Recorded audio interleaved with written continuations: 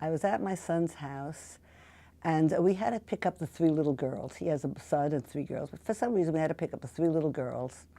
And my son said, "Oh, well, where's so-and-so? You know, she's a Mentsch already." So the children said, "What's a Mentsch?"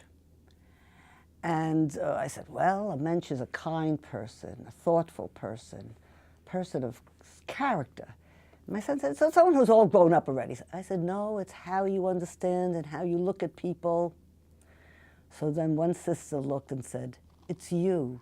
You're a Mentsch, Lila." The younger one says, "What's going on?" It was like a Pesach table. "What's going on here?" And so the one that was dubbed a Mentsch said, "Yasmina says I'm a very compassionate person." And I felt, well, this was it. They got that sense of what values. And later when we were driving in the car, one said, "So tell me, Grandma and Grandpa, is my father a Mentsch?"